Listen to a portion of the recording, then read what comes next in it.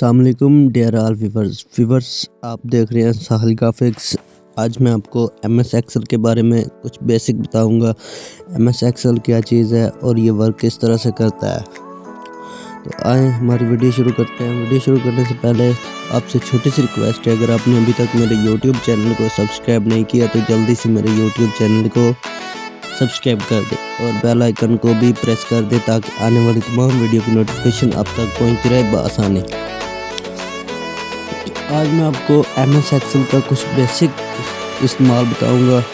Formula किस तरह से आपने एडिट करना है, आपने उसकी वैल्यू किस तरह से निकालनी है। आज मैं आपको एक छोटी सी वीडियो के अंदर ही एक बहुत बड़ी चीज़ सिखाने वाला हूँ। आइए जानते हैं हम किस तरह से MS एक्सेल वर्क करती है। ये देखो, मैंने ये एक न्यू टैब ओपन किया है। रिफ्रेश के नीचे एक ऑप्शन आ रहा है न्यू के साथ एक न्यू लेयर ओपन हो रही है। आपको सेकंड लास्ट ऑप्शन देखना है जहाँ पर लिखा हुआ है माइक्रोसॉफ्ट ऑफिस एक्सेल वर्कशीट। तो मेरा काम आज इसी पे होगा, तो मैं आज आपको इसी के बारे में सब कुछ बताऊंगा। तो आए हम इसे ओपन कर लेते हैं। जैसे मैं इस पर क्लिक करूंगा तो ये एक फ़ाइल डेस्कटॉप पे मैंने सेव की हुई है। तो ये देखें, जिस तरह से ये सेव कर देगा फाइल, जो मैं वर्क करूंगा इसी के अंदर सेव हो जाएगा। तो हम इसके बारे में आज जानते हैं ये क्या चीज़ है और ये वर्क किस तरह से करेगा। ये हमारे पास MS एक्सेल की वर्कशीट है।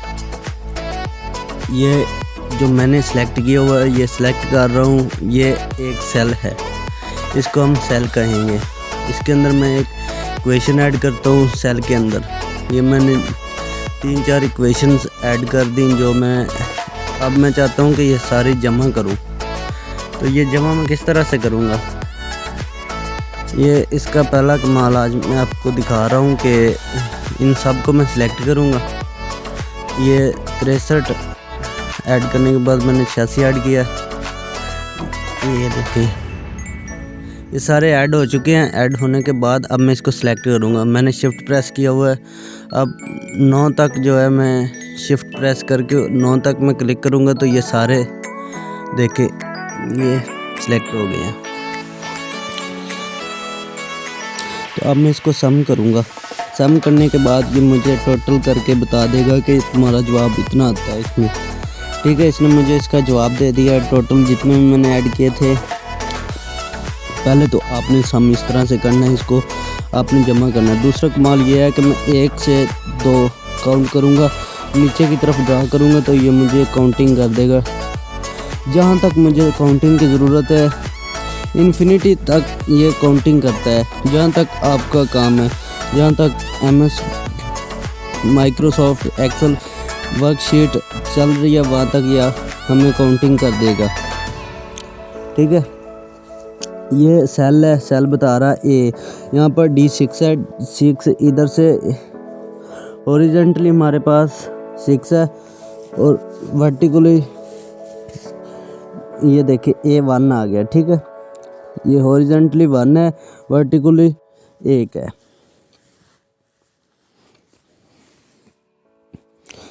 आज मैं वीडियो जो बना रहा हूँ एक रिज़ल्ट कार्ड बनाकर आपको दिखाने वाला हूँ। तो रिज़ल्ट कार्ड मैंने कुछ इस तरह से बनाना है। आपने देखते रहना है, वीडियो को लास्ट तक देखना है, कोई स्टेप मिस नहीं करना। अगर आपको किसी चीज़ की समझ नहीं आती तो आप मुझसे पूछ सकते हैं।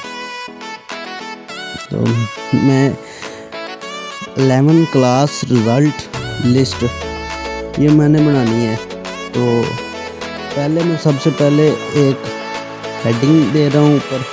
हेडिंग देने के बाद मैं नीचे इनके नाम लिखूँगा, उसके बाद इनका फादर नेम लिखूँगा। उसके बाद मैं जैसे जैसे तरतीब आती जाएगी मैं आपको करके दिखाता हूँ, उनके नंबर और उस बंदे ने कितने नंबर हासिल किए हैं, फिर उसको ग्रेड कौन सा लगा, फिर उसने कितने % नंबर लिए हैं।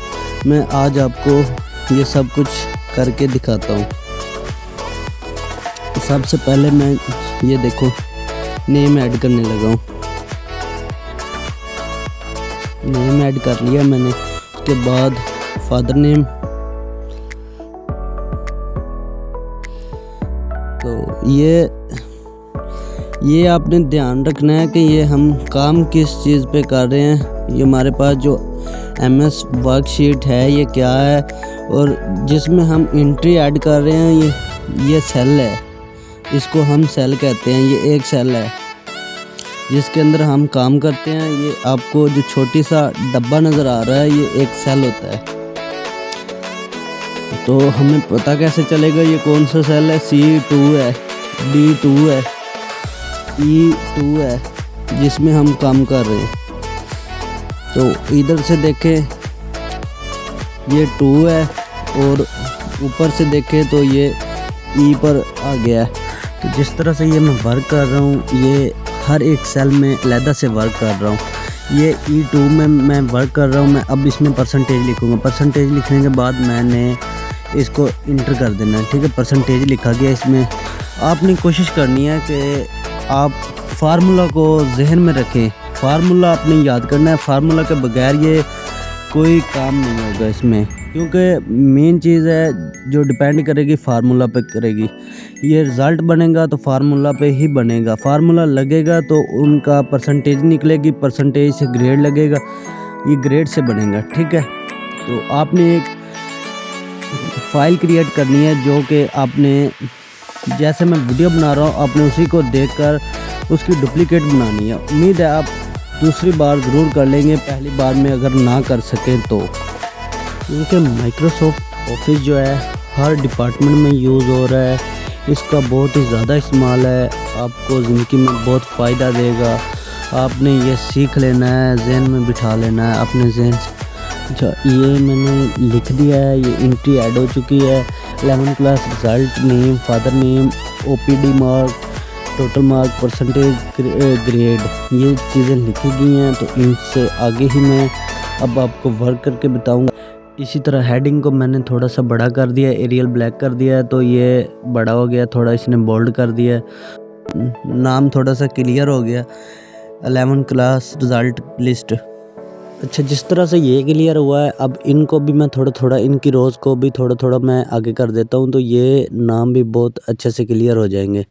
तो ये देखें, रोज़ को मैं थोड़ा थोड़ा आगे खींच रहा हूँ। तो जैसे मैं खींच रहा हूँ तो इनके नाम क्लियर हो रहे हैं, और जो स्पेलिंग सेल के अंदर नज़र नहीं आ रहे थे वो भी वाज़े तौर पर अब नज़र आ रहे हैं, ठीक है।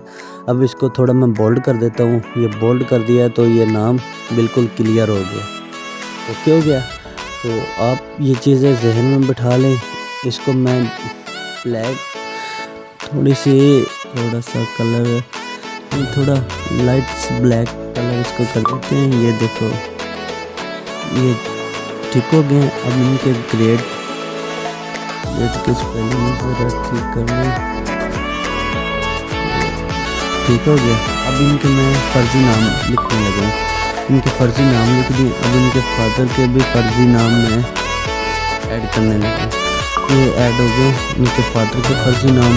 तो इनके अब मैं नंबर लगाता हूँ, जो जो इन लोगों ने नंबर हासिल किए हैं। ये देखो, जिसने हासिल नंबर दे रहा हूँ, हासिल किए। ये जो मैं इनको नंबर दे रहा हूँ, ये मैं अपनी तरफ से फ़र्ज़ी नंबर दे रहा हूँ, ये कोई ओरिजिनल कार्ड नहीं है नंबर। ये सिर्फ आपके लिए है कि आपको वीडियो बनाकर समझाने के लिए है कि आप किस तरह से ये रिज़ल्ट लिस्ट बना सकते हैं। 11वीं क्लास की रिज़ल्ट लिस्ट में ये जो बना रहा हूँ ये एक फ़र्ज़ी है, ये कोई ओरिजिनल नहीं है। अब मैं टोटल मार्क्स लगा देता हूँ। मैंने एक लिखा नीचे से, उसी को सिलेक्ट करके मैंने नीचे तक ड्रॉ किया तो वो सारा कुछ वही आ गया। ये भी एक ट्रिक है,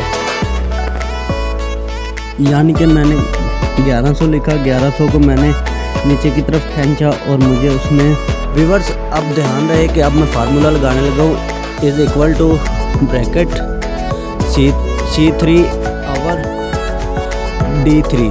तो अब ब्रैकेट बंद, ये फार्मूले ने बता दिया इसने इतने % नंबर हासिल किया है। तो इन सब की परसेंटेज को मैं नीचे की तरफ ड्रॉ करूँगा तो सभी की परसेंटेज सेम आ जाएगी। तो ये फार्मूला था, इसके ज़रिए हमें इनके तमाम लोगों की परसेंटेज पता चल गई। इन लोगों ने इतने % नंबर हासिल किए। तो अब मेन फार्मूला जो है हम इनकी ग्रेड देखेंगे, इन लोगों ने कौन कौन सा ग्रेड लिया। तो ये मैं अपनी मर्ज़ी से फार्मूला बना रहा हूँ, मतलब ऐसे कि मैं इनको ये ग्रेड देना है, मर्ज़ी से ग्रेड दे रहा हूँ। और इसमें एक कंडीशन होगी, मैं कंडीशन ये लिखूँगा if is equal to if bracket. अब मैं सेलेक्ट करूँगा C3। ये मेरे पास एक सेल है जिसके अंदर एंट्री है परसेंटेज की। तो C3 को मैं ग्रेटर देन करूँगा 80%। आगे करूँगा, अगर 80% से ज़्यादा नंबर जिसके होंगे तो is called A grade man.